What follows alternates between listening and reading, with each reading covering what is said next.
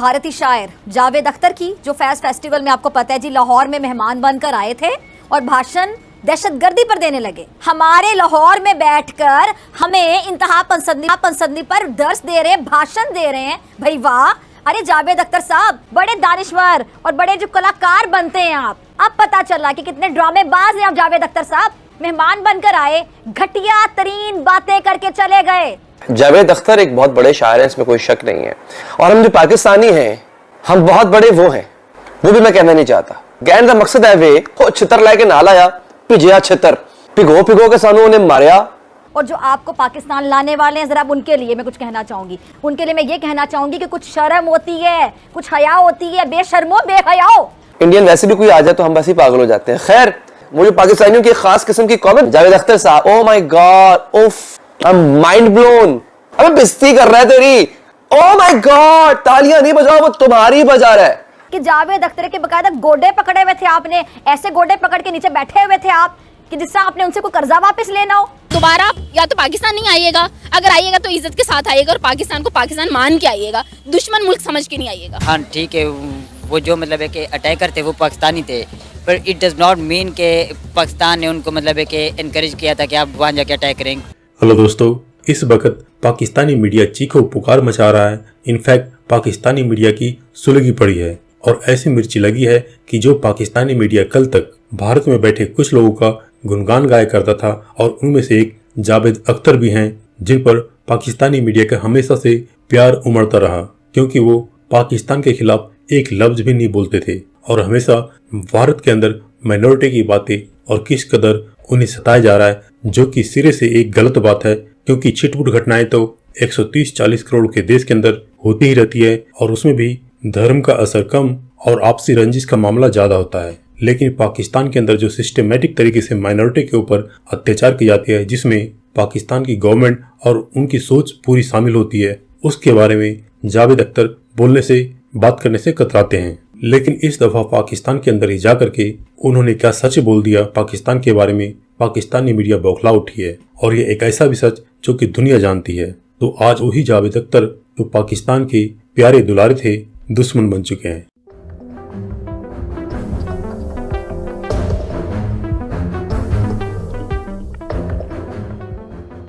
जावेद अख्तर एक बहुत बड़े शायर हैं, इसमें कोई शक नहीं है। और हम जो पाकिस्तानी हैं, हम बहुत बड़े वो हैं, वो भी मैं कहना नहीं चाहता। अब मैं आपके सामने वो पाकिस्तानी रखने जा रहा हूं जिन्होंने जावेद अख्तर साहब के सामने ये साबित किया कि वो है who let themselves humiliated in front of a foreigner who is an adversary। कहने का मकसद है वे हो छितर लाके नाल आया, भिजिया छितर, पिगो पिगो के सानू उन्हें मारिया। असी खुले एं बावां नाल लितरॉल कराई, इत्थे भी मार। असी कुटैस पवा के फिर तू जा, साड़ी बड़ी बिस्ती होगी इसी रात जगह, इस बिस्ती अगले साल दोबारा करावांगे, तो फिर आई, फिर ऐसे तो बड़ा मजा आएगा। हुआ क्या, जावेद अख्तर साहब आते हैं पाकिस्तान फैज फेस्टिवल में आते हैं। इंडियन वैसे भी कोई आ जाए तो हम वैसे ही पागल हो जाते हैं। खैर, वो जनाब आके कहा कि जी मुंबई के हमले जो हुए थे ना, उसके करने वाले आपके यहाँ खुले घूम रहे होते हैं और आप लोग कुछ नहीं करते, तो तालियां बजा रहे हैं आगे बैठ के। वो जो पाकिस्तानियों की खास किस्म की कॉमेंट, जावेद अख्तर साहब, ओ माय गॉड, उफ, आई एम माइंड ब्लोन। अबे बेइज्जती कर रहा है तेरी। ओ माय गॉड, तालियां नहीं बजाओ, वो तुम्हारी बजा रहा है। ये इन लोगों की हालत है और हमारों को अच्छा मजे की बात है, अब मजम्मत कर रहे हैं।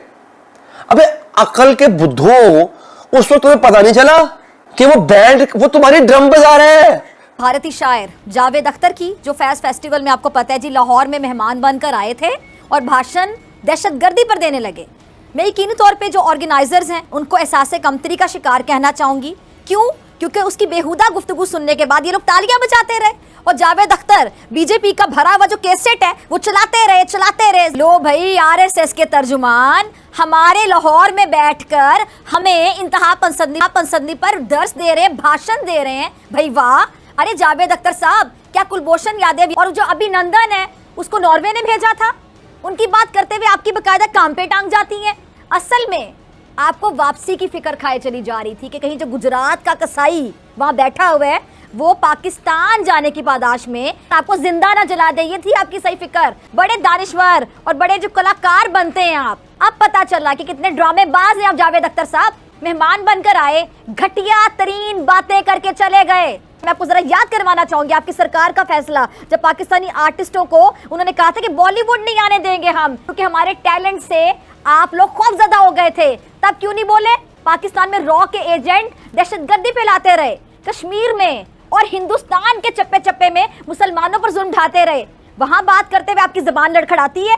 कितने बदनसीब हैं आप जावेद अख्तर साहब। पाकिस्तान पर तनकीद की आपने, लेकिन जूते ही पड़े आपको, जूते। अगर दहशतगर्द यूं आज़ाद फिर रहे होते तो आप इस तरह हमारे ही मुल्क में बैठकर हमारी रोटी खाकर हमें ही बुरा भला ना कह रहे होते। सिर्फ मुंह ही काला नहीं करते, और भी बहुत कुछ होता। और जो आपको पाकिस्तान लाने वाले हैं, जरा उनके लिए मैं कुछ कहना चाहूंगी। उनके लिए मैं ये कहना चाहूंगी कि कुछ शर्म होती है, कुछ हया होती है। बेशर्मो बेहयाओ, इतना सासे कमतरी दिल हाशमी आपको, इतने सासे कमतरी में मुब्तला थे कि जावेद अख्तर के बकायदा गोडे पकड़े हुए थे आपने। ऐसे गोडे पकड़ के नीचे बैठे हुए थे आप कि जिस तरह आपने उनसे कोई कर्जा वापस लेना हो।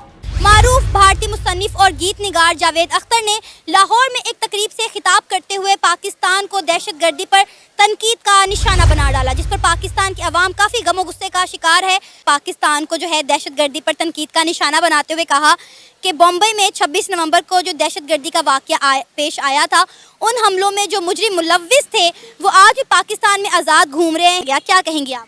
जावेद अख्तर साहब से सबसे पहले तो गिला है कि हमने उनको बुलाया, मेहमान नवाजी की, उनको इज्जत दी, उनका ख्याल रखा, क्योंकि यहाँ पर पाकिस्तान में लोग उनको सुनते हैं।